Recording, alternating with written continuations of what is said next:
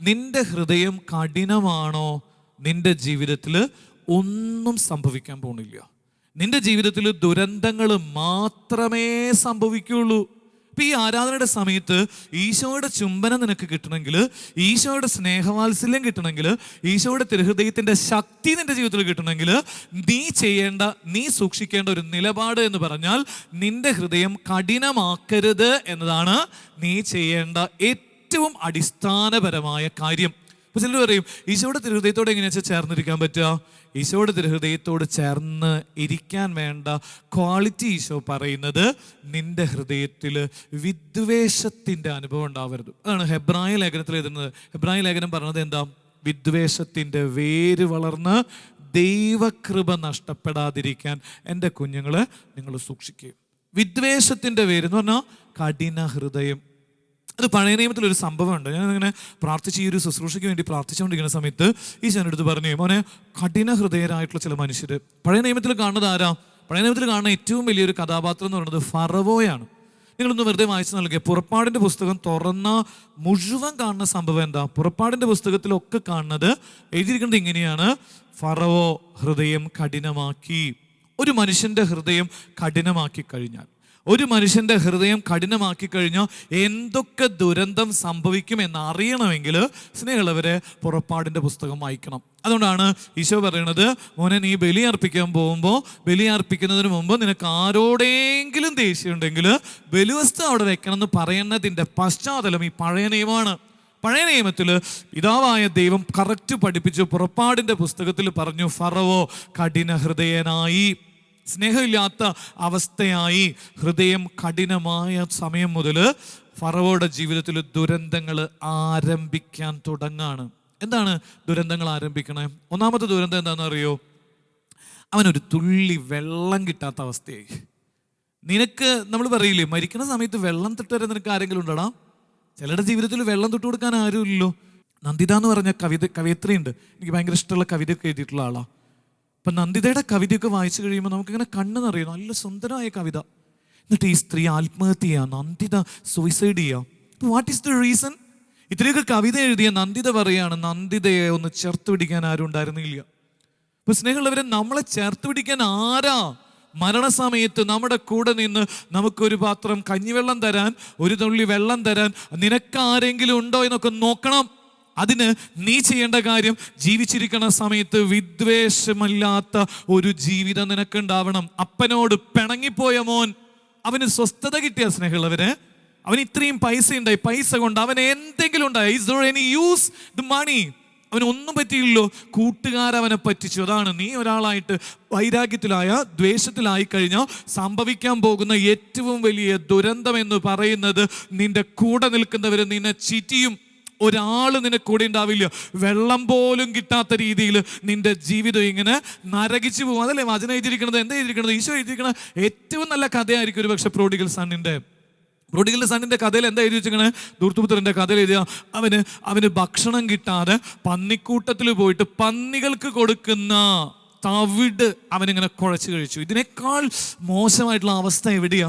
അതെന്തുകൊണ്ട് സംഭവിച്ചു എന്ന് ഈശോ പറയുന്നത് ഇങ്ങനെയാണ്: അപ്പായുടെ സ്നേഹത്തിൽ നിന്ന് അവൻ വിദ്വേഷത്തോടുകൂടെ ഇറങ്ങിപ്പോയി. അപ്പാ, ഞാൻ പോവാണ്, ഞാൻ തിരിച്ചു വരാം. അങ്ങനെ ഒരു വാക്ക് പോലും പറഞ്ഞില്ല. ഒരു പക്ഷെ അങ്ങനെ പറഞ്ഞാൽ പോലും അപ്പന് മോനോട് സ്നേഹം ഉണ്ടായിട്ട്, അല്ലെങ്കിൽ മോന് അപ്പനോട് സ്നേഹമുള്ള പോലെ തോന്നാറുണ്ട്. അങ്ങനെ ഉണ്ടായില്ല.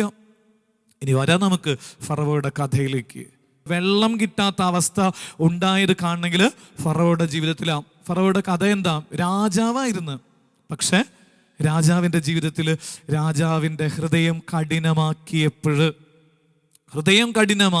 സംഭവിക്കുന്നത്, ആ വെള്ളം മുഴുവൻ എന്തായി? രക്തം. നിങ്ങൾ എവിടെയെങ്കിലും കേട്ടിട്ടുണ്ടോ? കുളിക്കാൻ നോക്കുമ്പോൾ ഷവർ തുറക്കുമ്പോൾ രക്തം വരുന്നത്? എനിക്ക് തല ചുറ്റുന്ന കാര്യമാണ്. ഒത്തിരി ബ്ലഡ് കണ്ടപ്പോൾ തലയിട്ട് വീഴുന്ന ആളാണ് ഞാൻ. ഇന്ന് കുളിക്കാൻ നോക്കുമ്പോൾ ഞാൻ കാണുന്നത് ഷവറിൽ മുഴുവൻ ഇങ്ങനെ രക്തം വന്നുകൊണ്ടിരിക്കണു. ഫറവോയുടെ വീട്ടിൽ, അവൻ്റെ കൊട്ടാരത്തിൽ മുഴുവൻ കണ്ടുകൊണ്ടിരിക്കണത് എന്താ? ആ കൊട്ടാരത്തിൽ മുഴുവൻ ഇങ്ങനെ, ഷവറിൽ മുഴുവൻ ഇങ്ങനെ രക്തം. കുടിക്കാൻ വെള്ളം എടുക്കുമ്പോൾ, ഒരു ഗ്ലാസ് വെള്ളം എടുക്കുമ്പോൾ, മോന് വെള്ളം കുടിക്കാൻ നോക്കുമ്പോൾ കട്ട പിടിച്ച ബ്ലഡ്. വചനം എഴുതിച്ചിരിക്കുന്നത് അച്ചെഴുതിച്ചിരിക്കുന്നതല്ല. അവിടെ മുഴുവൻ ഇങ്ങനെ ബ്ലഡ് നിറഞ്ഞു, വെള്ളം കിട്ടാത്ത അവസ്ഥയായിട്ട് പോകും. നീ ശത്രുതയിൽ നിൽക്കുമ്പോൾ കിട്ടാൻ പോകുന്ന ദുരന്തമാണ്. ഒരു തുള്ളി വെള്ളം കിട്ടാതെ നിന്റെ ജീവിതം ഇങ്ങനെ തകർച്ചയുടെ വക്കില് നിൽക്കും. രണ്ടാമത്തെ എന്താ? ഫറവോയുടെ മക്കള് നശിച്ചു പോയി എന്നാണ് പറയുന്നത്. മക്കള്, ഇപ്പൊ നിന്റെ ജീവിതത്തിൽ മക്കളുണ്ടോ? നമ്മുടെയൊക്കെ ഒരു സന്തോഷം എന്ന് പറയുന്നത് എന്താ? ഒരു അപ്പനെ സംബന്ധിച്ചുള്ള ഏറ്റവും വലിയ സന്തോഷം മക്കൾക്ക് ജന്മം നൽകുക, മക്കള് കൃപയുള്ളവരാകുക എന്നുള്ളതാണ്. ഈ ഫറവോയുടെ സംഭവത്തിൽ എഴുതിയിരിക്കുന്നത്, ഫറവോയുടെ ആദ്യജാതരെല്ലാം ഇവനിങ്ങനെ ആരൊക്കെ കൊന്നോ, ഇസ്രായേലിലുള്ളവരെ കൊന്നതിൻ്റെ ആനുപാതികമായിട്ട് ഇവൻ്റെ കുടുംബത്തിൽ നിന്നിങ്ങനെ എല്ലാവരും ഇങ്ങനെ മരിച്ചു പോണത്, പ്രിയപ്പെട്ടവർ മുഴുവൻ ഇങ്ങനെ നശിച്ചു പോകും. അതൊരു ഭയങ്കര കാര്യമാണ്. അത് ബൈബിള് സ്നേഹമുള്ളവരെ, ബൈബിളിൻ്റെ തിയോളജി പഠിച്ചാൽ നമ്മൾ പഠിപ്പിക്കണം, ഈശോ പഠിപ്പിക്കുന്ന ഒരു കാര്യമാണ്. ആരൊക്കെ ശത്രുതയിൽ നിൽക്കുന്നുണ്ടോ ആ ശത്രുതയുടെ ആഫ്റ്റർ ഇഫക്റ്റ് തലമുറകളിലേക്ക് ഇങ്ങനെ കൈമാറിക്കൊണ്ടിരിക്കും. അതിന് ഏറ്റവും നല്ല ഉദാഹരണമാണ് ദാവീദ് ശത്രുത സൂക്ഷിച്ചു. ആരുടെ അടുത്ത്? ഊറിയാന്ന് പറയുന്ന ആ മനുഷ്യൻ്റെ അടുത്ത് ശത്രുത സൂക്ഷിച്ച ദാവീദിന് പറ്റിയ പരിക്കെന്താ? ആരും കണ്ടില്ലല്ലോ. ദാവീദ് അവനെങ്ങനെ പടക്കളത്തിൽ മുന്നിൽ നിർത്തിയ സംഭവം ലോകത്തിൽ ആർക്കും അറിയില്ല. ദാവീദിനും ഊറിയാക്കും അല്ലാതെ വേറെ ആർക്കും അറിയില്ലായിരുന്നു. പക്ഷെ ദൈവത്തിനറിയായിരുന്നു. ഇവൻ ഇങ്ങനെ ചതിയിൽ കൊന്നതാണെന്ന് ദാവീദ് ചെയ്തത് നെറികേടാണെന്ന് സ്വർഗത്തിലെ ദൈവം കണ്ടു. ബത്ശബയെ സ്വന്തമാക്കാൻ വേണ്ടിയിട്ട് ഊറിയായെ തട്ടിക്കളഞ്ഞ ഈ പറയുന്ന ദാവീദിനെ ദൈവം വെറുതെ വിട്ടില്ല. അതല്ലേ സത്യത്തിൽ അതല്ലേ സംഭവിക്കണേ? കഥ എന്താ? ദാവീദിന്റെ കഥയുടെ പതനം തുടങ്ങുന്നത് അവൻ ബത്ശേബയുമായിട്ട് പാപം ചെയ്ത സമയം തൊട്ടല്ല. അവന്റെ കഥ തുടങ്ങുന്നത് ബത്ശേബയുടെ അടുത്ത് പാപം ചെയ്ത് കഴിഞ്ഞിട്ട് ഊറിയായോട് ശത്രുത സൂക്ഷിച്ച സമയം മുതലാണ് ആ ഗ്രാഫ് ഇങ്ങനെ നെഗറ്റീവ് ആവാൻ തുടങ്ങുന്നത്. ഊറിയായെ കൊന്നു കളഞ്ഞ ഉടനെ തന്നെ പിന്നെ ദാവീദിന്റെ ജീവിതത്തിൽ സംഭവിക്കുന്ന ദുരന്തങ്ങളുടെ ഘോഷയാത്രയാണ്. ദുരന്തങ്ങളുടെ ഘോഷയാത്ര.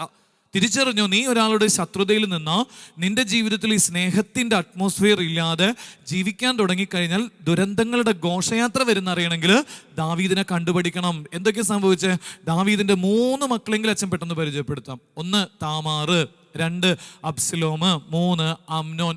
ഈ 3 പേരുടെയും ജീവിതത്തിൽ ദുരന്തമാണ്. താമാറ് സ്വന്തം സഹോദരനാൽ പീഡിപ്പിക്കപ്പെട്ട ഒരു പെണ്ണായി മാറി എന്ന് പറഞ്ഞാൽ സ്വന്തം മകള് നശിച്ചു പോണത് ദാവീദ് ഇങ്ങനെ കൺമുമ്പിൽ കണ്ടുകൊണ്ടിരിക്കുക. ഇനി എന്ത് ചെയ്യാണ്? അബ്സലോം ഇത് കാണുകയാണ്. സഹോദരങ്ങൾ തമ്മിൽ ഇങ്ങനെയുള്ള കാര്യങ്ങൾ കണ്ടു നിൽക്കാൻ പറ്റാതെ അബ്സലോം ആരും കാണാതെ അമ്നോനെ കൊന്നുകളയാണ്.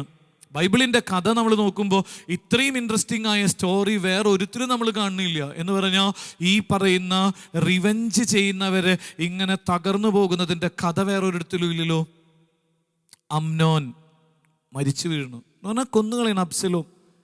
ഇപ്പം ഈ അബ്സലോമിനെ കൊന്നുകളഞ്ഞു കഴിഞ്ഞപ്പോൾ, അബ്സലോം ഇങ്ങനെ അമ്നോനെ കൊന്നുകളഞ്ഞു കഴിഞ്ഞപ്പോൾ താമാറിൻ്റെ ജീവിതം പോയി, അമ്നോന്റെ ജീവിതം പോയി. അബ്സലോം ഇത് ആരും അറിഞ്ഞില്ല എന്ന് വിചാരിച്ചു. അതായത് ദാവീദിന് അങ്ങനെ തന്നെയാണ്. ദാവീദ് വിചാരിച്ചു ഞാൻ ഈ പറയുന്ന ഇവനെ കൊന്നത് ലോകത്തിൽ ആരും അറിഞ്ഞിട്ടില്ലല്ലോ.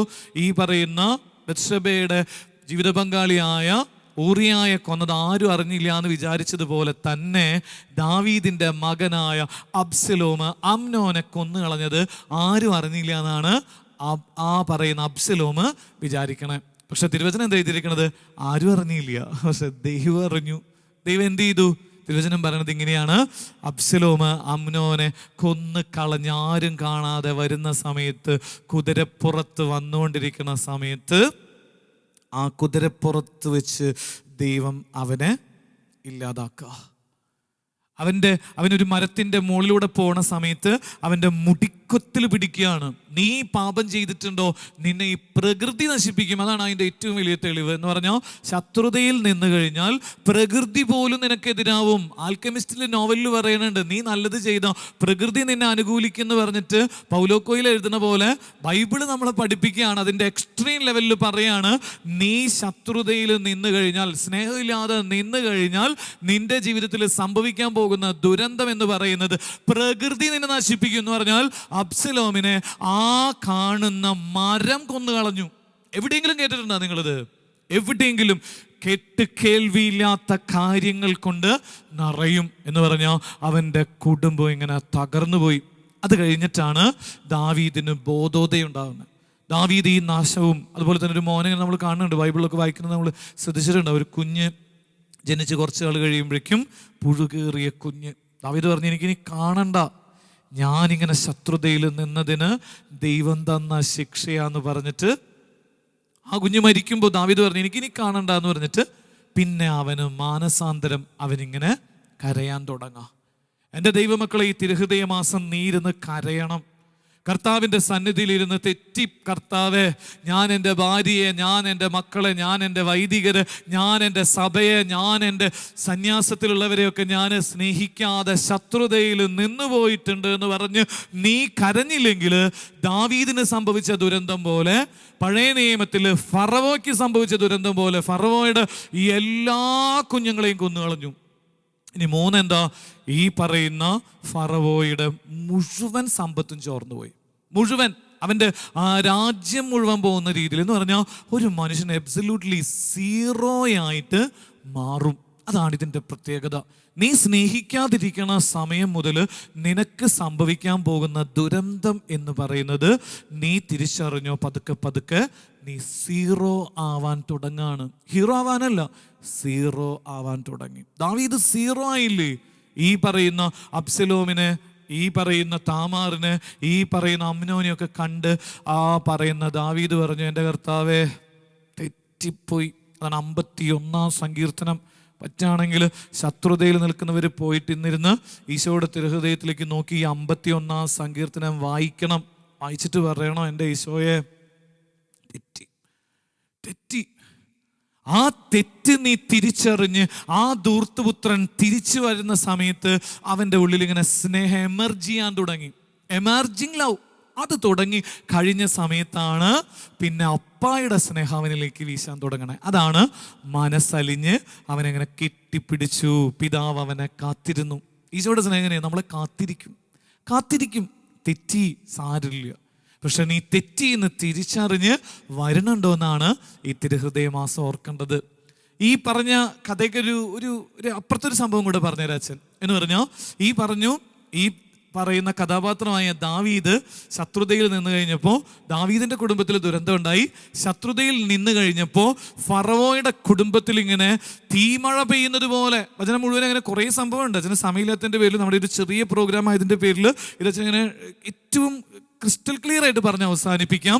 ഫറവോയ്ക്കെല്ലാം നഷ്ടപ്പെട്ടു, അവന് വെള്ളം കുടിക്കാൻ പറ്റിയില്ല എന്ന് പറയുന്ന കഥ കേട്ടു. ഇനി ഇവിടെ കേരളത്തിൽ നമ്മൾ പോകുന്ന കഴിഞ്ഞ ദിവസങ്ങളിൽ വിശുദ്ധനാക്കിയ ഒരു വിശുദ്ധനുണ്ട്. ആരാ? നമുക്കെല്ലാവർക്കും അറിയാവുന്ന അക്രൈസ്തവനായൊരു മനുഷ്യൻ. എനിക്ക് അദ്ദേഹത്തെ വിശുദ്ധനാക്കുന്ന സമയത്ത് ഒരു ഇഷ്ടവും തോന്നിയിട്ടുണ്ടായിരുന്നില്ല. പേരെന്തായിരുന്നു? ഇതിൻ്റെ പേര് ദേവസഹായം പിള്ള. ഇപ്പം ഈ ദേവസഹായം പിള്ളയെ വിശുദ്ധനാക്കുന്ന സമയത്ത് സ്നേഹികളവരെ ഞാൻ അന്ന് അവിടെ ധ്യാനിപ്പിക്കാൻ പോയിട്ടുണ്ടായിരുന്നു. അവിടെ ധ്യാനിപ്പിക്കാൻ പോയ സമയത്താണ് അവിടെ ഒരു മുട്ടിടിച്ചാമ്പാറ എന്ന് പറഞ്ഞ സ്ഥലത്തേക്ക് ചെന്നത്. വെറുതെ ഇങ്ങനെ ഒരു ധ്യാനത്തിൻ്റെ ഒഴിവ് സമയത്ത് അവിടെ പോയി കഴിഞ്ഞപ്പോഴാണ് ഞാൻ ആ സ്ഥലം കാണുന്നത്. യൂട്യൂബിൽ ഇങ്ങനെ ഇടാൻ വേണ്ടിയിട്ട് പോകുന്ന സമയത്ത് എന്നെ അത്ഭുതപ്പെടുത്തിയത് ഇങ്ങനെയാണ്. എനിക്ക് അവർ പറഞ്ഞു തന്ന കഥ ഇങ്ങനെയാണ്. എന്ന് പറഞ്ഞാൽ ഈ പറയുന്ന മനുഷ്യൻ മാർത്താണ്ഡവർമ്മ ഇവനോട് പറഞ്ഞു, നീ എൻ്റെ കൂടെ നിന്നോ എന്ന് പറഞ്ഞു കഴിഞ്ഞപ്പോൾ ഇദ്ദേഹം പറഞ്ഞു, എനിക്ക് പറ്റില്ല, ഞാൻ ദൈവത്തെ സ്നേഹിക്കുള്ളൂ എന്ന് പറഞ്ഞ സമയം മുതൽ മാർത്താണ്ഡവർമ്മയും മാർത്താണ്ഡവർമ്മയുടെ ടീം അംഗങ്ങളും ഈ ദേവസഹായം പിള്ളയെ ഇങ്ങനെ കൊല്ലാക്കൊല ചെയ്യാണ്. അത്രയും ശത്രുതയോട് കൂടിയിട്ട് ഒരു മനുഷ്യനോടും ലോകത്തിലാരും പെരുമാറിയില്ല. അതുപോലെ വേദന കൊടുത്തു. അദ്ദേഹത്തിൻ്റെ ചരിത്രമൊക്കെ നിങ്ങൾ വായിച്ചിട്ടുണ്ടെങ്കിൽ നമുക്കറിയാം. ദേവസഹായം പിള്ളയുടെ ആ ലൈഫ് ഹിസ്റ്ററിയിൽ എഴുതിയിരിക്കുന്നത് ഇങ്ങനെയാണ്. ഇദ്ദേഹത്തിന് ഇങ്ങനെ പച്ചയ്ക്ക് നിർത്തിയിട്ട് എന്ന് പറഞ്ഞാൽ ഡ്രസ്സ് മുഴുവൻ മാറ്റി അദ്ദേഹത്തെ ഇങ്ങനെ നമ്മൾ ഈ അമ്മമാരിങ്ങനെ മീൻ അരിയണത് പോലെ ഇങ്ങനെ ഈ മനുഷ്യൻ്റെ ശരീരം മുഴുവൻ ഇങ്ങനെ അരിയും. കത്തി കൊണ്ട് ഇങ്ങനെ ശരീരത്തിൻ്റെ ഓരോ അവയവങ്ങളിങ്ങനെ കീറിയിടും. ഇങ്ങനെ കീറിയിട്ടിട്ട് തീർക്കില്ല. അതിനുശേഷം എന്ത് ചെയ്യും? ആ ശേഷം ചെയ്യുന്ന കാര്യം എന്താണ്? അവിടെയുള്ള ഏറ്റവും നല്ല മിളക് പൊടി എടുത്തിട്ട് അത് ഈ മനുഷ്യൻ്റെ ശരീരത്തിൽ ഇങ്ങനെ വെച്ച് തേച്ച് പിടിപ്പിക്കുകയാണ്. നിങ്ങൾ ആലോചിച്ച് നോക്കിക്കുക, കൈ മുറിഞ്ഞൊരു സ്ഥലത്ത് പോലും നമുക്ക് ചോറെടുക്കാൻ നോക്കുമ്പോൾ നമ്മൾ സ്പൂണിൽ ഉപയോഗിക്കും. കാരണം എന്താ? കൈ മുറിഞ്ഞിട്ടുണ്ട്. ഈ പറയുന്ന ചോറിൽ കറിയുടെ എന്തെങ്കിലും ഒരു കാര്യം ഉണ്ടെങ്കിൽ ആ സമയത്താണ് ദേവസഹായം പിള്ളയെ അവർ ചെയ്യുന്നത് എന്ത് ചെയ്യാണ്, ഇവൻ്റെ ശരീരം മുഴുവൻ ഇങ്ങനെ കീറി മുറിച്ച് അതിൽ മുഴുവൻ ഇങ്ങനെ ചൂന്യാൻ മിളക് എന്ന് പറയുന്ന ഏറ്റവും എരിവുള്ള സംഭവം ഇങ്ങനെ തേച്ച് പിടിപ്പിക്കുകയാണ് മുകളിൽ ശരീരത്തിൽ മുഴുവൻ. ഇത് ഏറ്റുപിടിപ്പിക്കുന്ന സമയത്ത് സ്നേഹമുള്ളവരെ, നമ്മളാണെങ്കിൽ എന്താ ചെയ്യാം? നമ്മളാണെങ്കിൽ ആ പറയുന്ന പടയാളികളോടോ അല്ലെങ്കിൽ ആ പറയുന്ന മനുഷ്യരോടോ ദേഷ്യം തോന്നും. This is quite natural because we are the social being. നമ്മൾ മനുഷ്യനായതുകൊണ്ട്. ഇയാൾ എങ്ങനെയാ വിശുദ്ധനായ എന്ന് ചോദിച്ചാൽ ഈ അക്രൈസ്തവനായ ദേവസഹായം പിള്ള എങ്ങനെയാണ് ബലിപീഠത്തിന്റെ അടുത്തിരിക്കാനുള്ള കൃപ കിട്ടിയെന്ന് ചോദിച്ചു കഴിഞ്ഞാൽ, ഇങ്ങനെ മാർത്താണ്ഡവർമ്മയുടെയും ആ പറയുന്ന പടയാളികളും മുഴുവൻ ഈ മനുഷ്യനെ കൊല്ലാകൊല ചെയ്യുന്ന സമയത്തും ഒരിക്കപ്പോലും ആ കൂടെ നിൽക്കുന്ന ഒരാളോടും ഈ മനുഷ്യന് എന്ത് തോന്നിയില്ല? ശത്രുത തോന്നിയില്ല. എൻ്റെ ഈശോ സ്നേഹിക്കാനാണ് എന്നെ പറഞ്ഞേക്കണേ. ഒരു അക്രൈസ്തവൻ പറഞ്ഞ വാചകാണ്.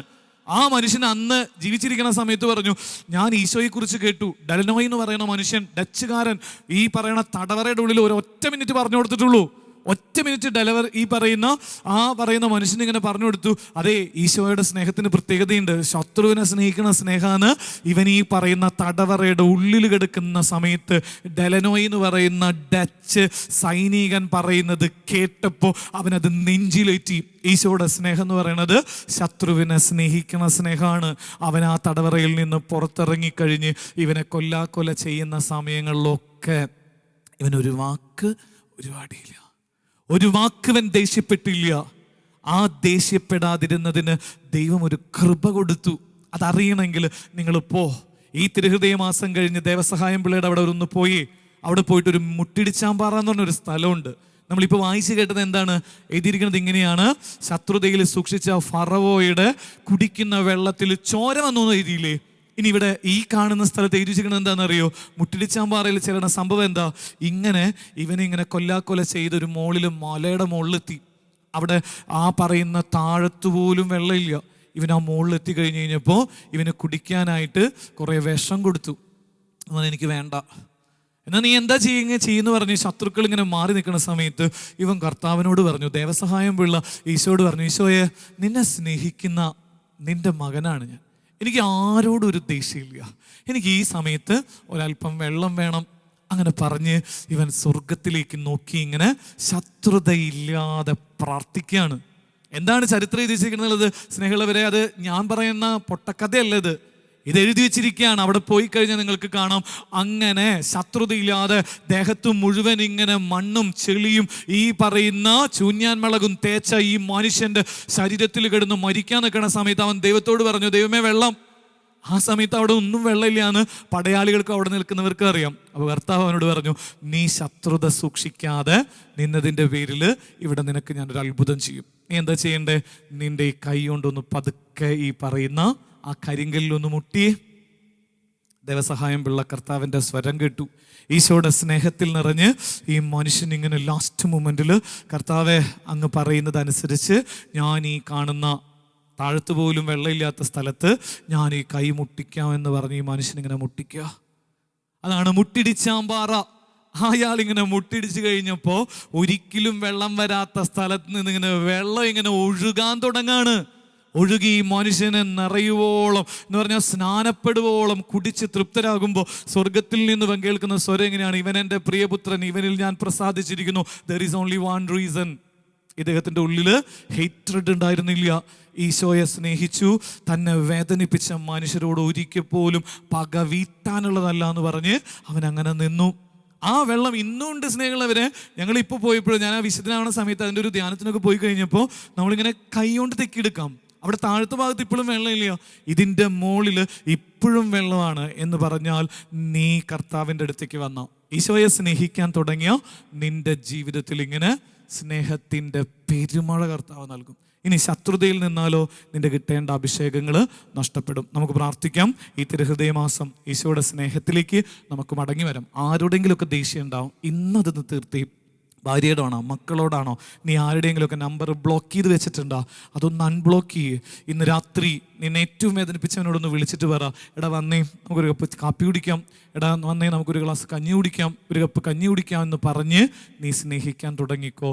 അത് കഴിഞ്ഞ് വരുമ്പോഴാണ് ഈശോ നിന്നെ ചേർത്ത് പിടിക്കണേ.